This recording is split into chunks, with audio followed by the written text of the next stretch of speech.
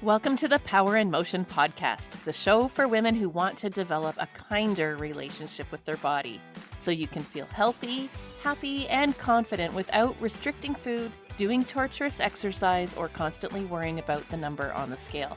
I'm your host, Kim Hagel, size-inclusive fitness specialist and certified non-diet health and life coach specializing in body image. This podcast is here to provide weight-neutral, health at every size aligned information and coaching on sustainable habits and mindset shifts so you can feel your very best in the body you have right now. Let's lace up our runners and go for a walk while we chat. Hello, friends, and welcome back to the Joyful Movement Show. If you're listening to this in real time, it's just the end of summer. And for us here in this part of Canada, we've only got one more week before the kids go back to school.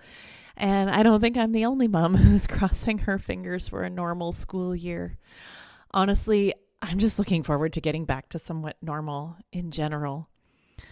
Back to school time for me has always represented a new beginning, like a fresh start. I still love going back to school shopping and getting new pens and notebooks and colored markers for my work. And every year when I walk my kids to school on that first day, I don't know, things just feel different energetically. I guess it's sort of similar to New Year's in that sense. It's the start of a new season. And often when I start thinking about setting new goals or recommitting to old ones, do you do that too, or is it just me? I don't think I'm the only one with this feeling. And certainly in the fitness industry over my 10 years, I've noticed that there's usually a surge around this time of year with people returning to routine after a fun summer and wanting to start or recommit to a regular movement practice. And I think this year especially, we're really craving that routine even more than usual because our routines have just been so disrupted over the last year and a half. We're all just so over it and ready to get back to our pre-COVID lifestyle. And I am right there with you on that one. But I also feel like there's more going on than just wanting to get back to normal.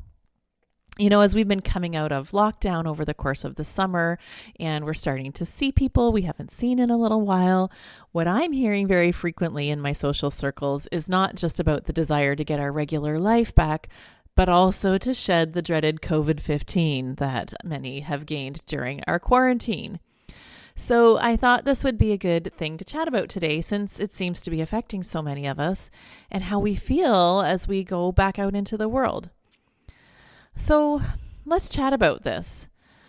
I know it can be very upsetting when we gain weight, and it can come with feelings of shame and disappointment. And in turn, we really beat up on ourselves, saying that we're not disciplined, that we failed.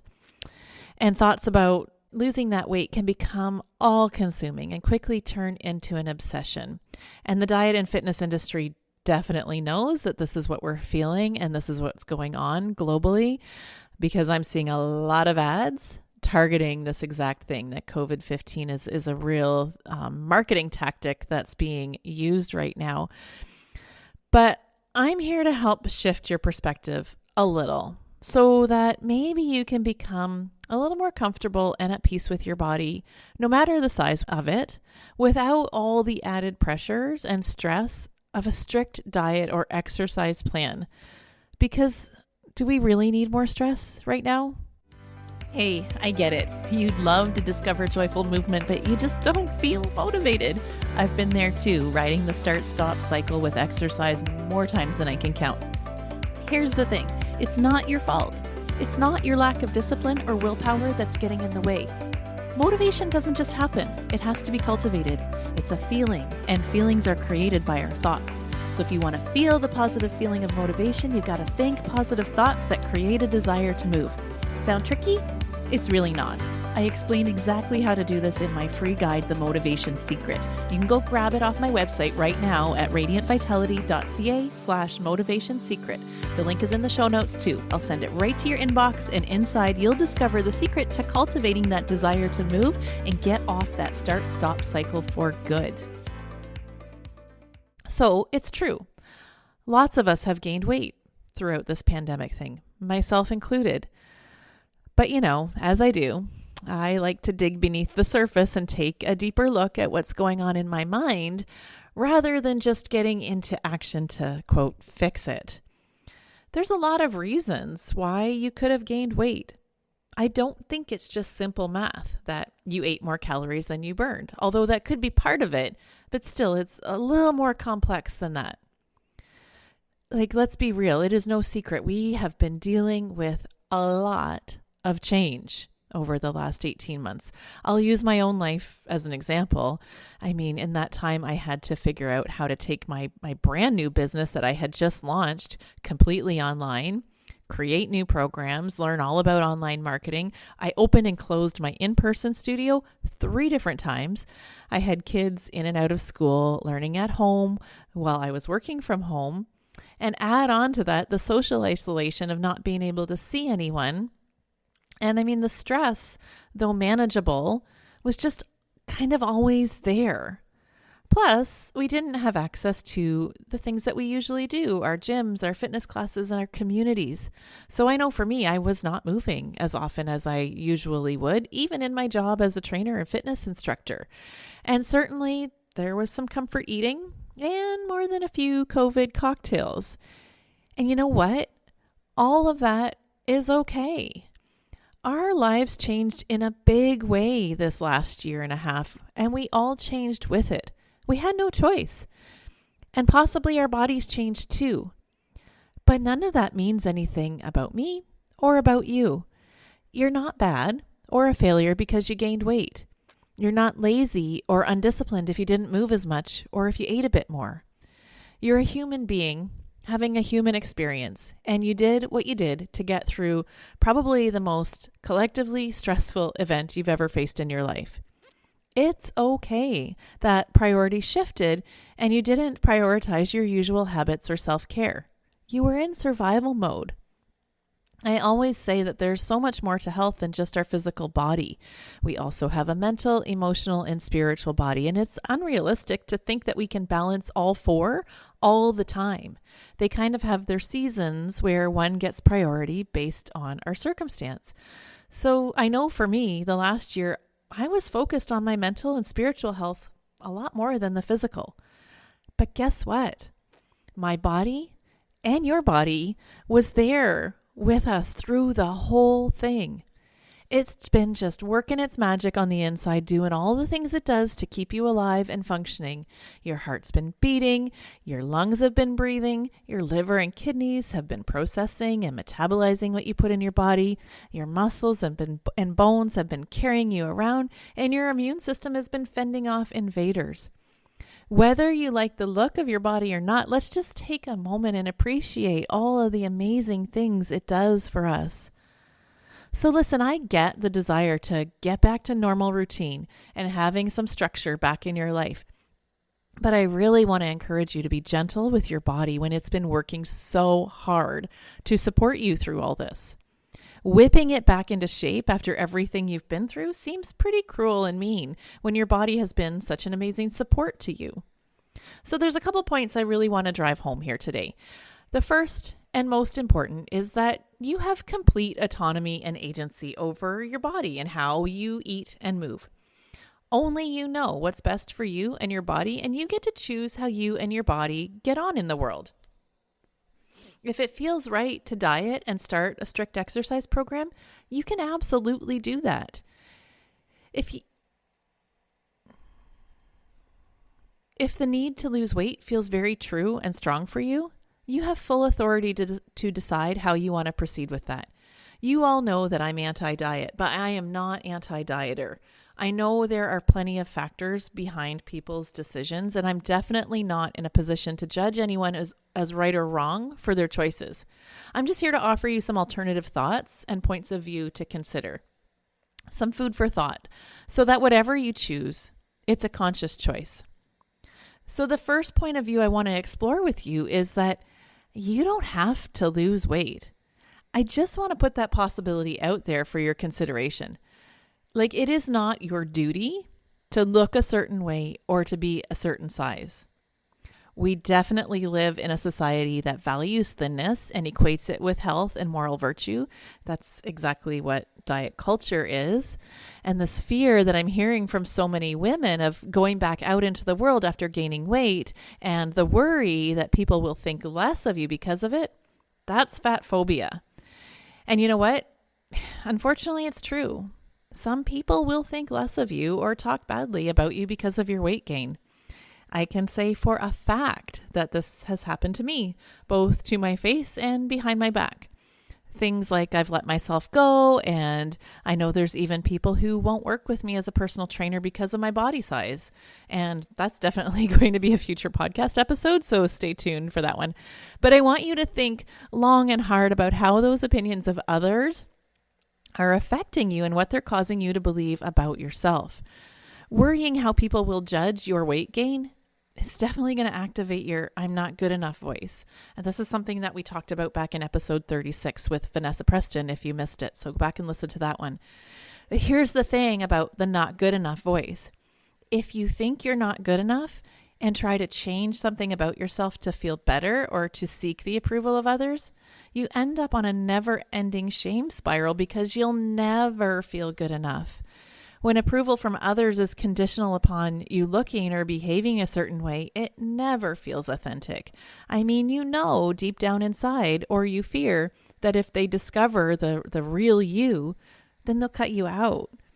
So do you want to keep trying to control your body to get the approval of others? So bringing it back to me here again, I know there's people who judge my credibility as a trainer based on my body size. And I could choose to engage in those thoughts and try to shrink my body to get their approval, and maybe I'd have more followers and fans and clients. But I know what the cost of that would be to myself. It would mean a life of restriction and deprivation. It would mean sacrificing my mental well-being, and it would mean showing up inauthentically, putting a fake version of myself forward. And most importantly, it would mean that I wouldn't be able to help people experience the true transformation and freedom that comes from learning to love and accept yourself in your now body.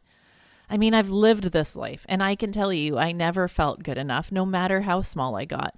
So learning to let go of people pleasing and worrying about what other people thought about me was a game changer. I'm in a larger body now than I think I've ever been, but I can say with absolute certainty, this is the best I've ever felt. Which brings me to my next point, which is that you can feel better without changing your body. And I hear so often, but I truly felt better when I was smaller. And I even believed that myself for a long time.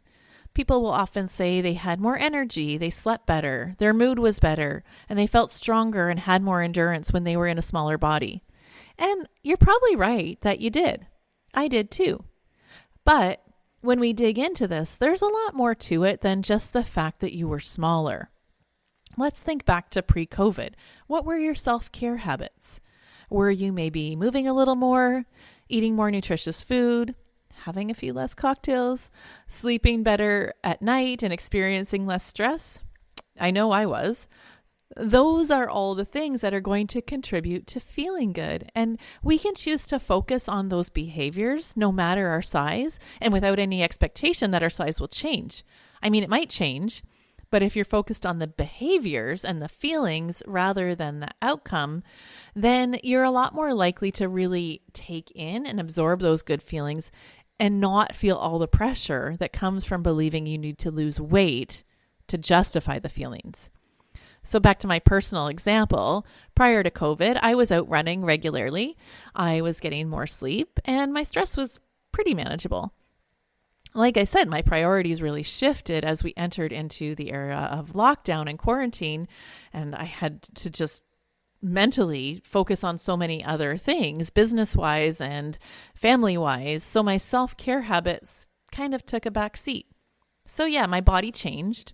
But I'm more concerned about the fact that I have less energy and stamina and that my cardiovascular endurance has kind of gone down and that it's getting harder to do my everyday activities.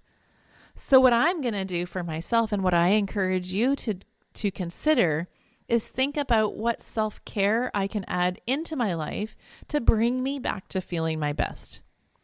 I'm setting the goal to add more movement that will help me improve my endurance and stamina. I'm prioritizing getting enough rest. I'm going to set some boundaries around my time and energy and focus on filling my mind with quality, inspiring information. I'll focus on adding more vegetables and fruits and staying hydrated. Adding in the things that we know help us feel our best and focus on the good feelings is a lot more enjoyable, kind, and respectful to our body than the pressure of restriction and punitive exercise with the expectation that your body must change in order to be acceptable. And that brings me to my final point, which is that your body and you are deserving of respect no matter how you look or how your body may have changed. You're still the same person in there, and you always will be, no matter what you look like or what you do or don't do in life. You are worthy and of kindness and respect from yourself no matter what.